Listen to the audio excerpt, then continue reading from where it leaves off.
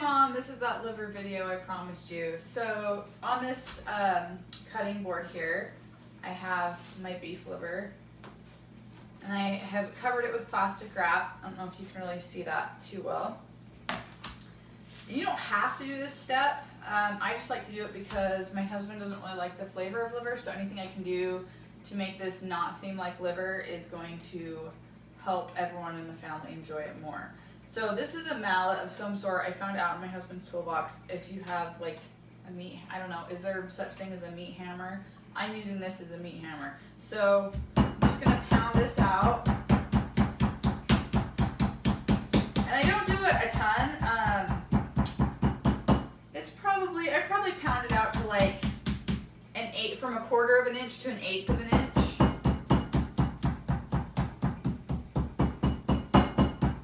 I did not do this today, but another trick that you can do if you're making liver and you really are serving it to people, or maybe you yourself don't like that irony liver taste, you can soak it overnight in milk in the fridge in a bowl. That is supposed to mellow that flavor out a little bit. I've done it before. I didn't really notice a huge difference. However, I'm not someone who's really bothered by the taste of liver.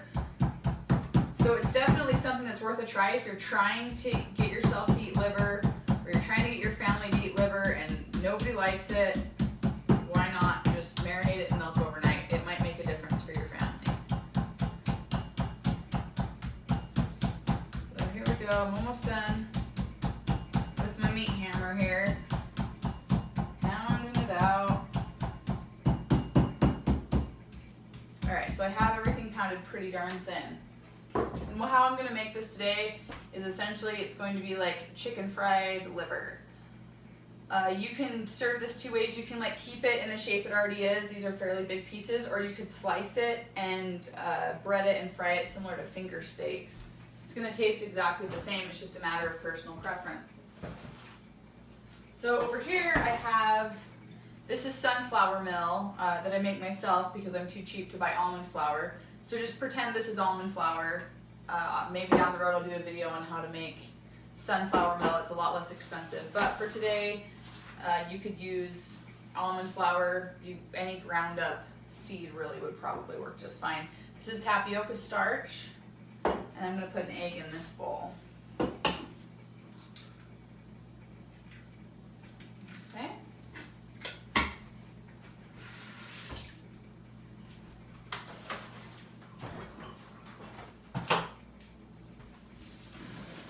Now, I'm just going to stir this up a little bit. And I have these in the wrong order, so I'm going to get these in the right order. Also, I'm going to mix into here a few things. Salt, quite a generous amount of salt. I'm using pink Himalayan sea salt. Some black pepper. I really like pepper, so I'm going to use a lot of it. Also, when you bread it and fry this down, it mellows out the flavors of what you add. So I think it's pretty hard to over season. If anything, I oftentimes will under season it. This is onion. Adding some garlic now. And what spices you add and how much is just personal preference. If you hate onion, don't add it. So I did onion, garlic. This is cumin. That's pretty strong, so I don't need much of that. And some paprika. I'm gonna do more salt. I really like salt. Maybe a little bit more garlic. Like I said, it's just personal preference what you want to season it with. You could do like oregano and basil and garlic and salt. You could, or just like an Italian seasoning if you really like that kind of flavor, like more of a Mediterranean. You could do like a Cajun with, I'm not super familiar with Cajun seasoning, but cayenne and some of those types. Maybe some celery, salt. There's lots of different things you could do to flavor the breading. Anyway. So I'm going to remove this plastic now, and these are pretty large. I think I want to cut them down just a little bit.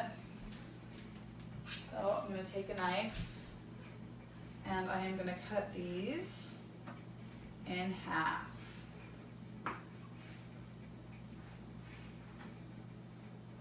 So they're about, each one's about this size.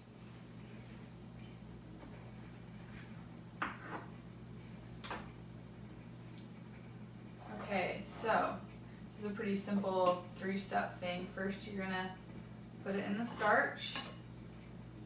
This gets a little bit messy if you're me. Maybe it doesn't for you, but I'm kind of messy.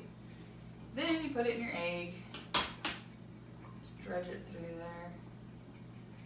Then you drag it through your breading.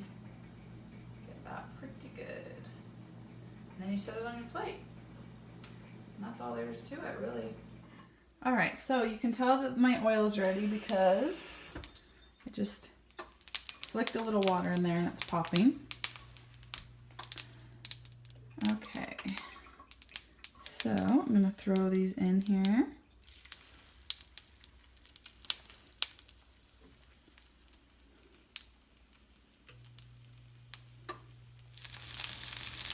Okay, here you can see these are starting to get kind of bloody, like the blood is starting to come out. Just as you see on that one.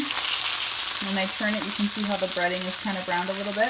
That's what you want. So I'm going to turn these now and let the other side cook. Ta-da! There you have it. There's the finished product. Some chicken fried liver with green beans and parsnips that I roasted in the oven. The green beans are looking a little gnarly because they were starting to turn, but I think I caught them just in time to serve them. That's why they're not very pretty. Anyway, this I usually serve with either some cocktail sauce or ketchup. It's really good. Give it a try.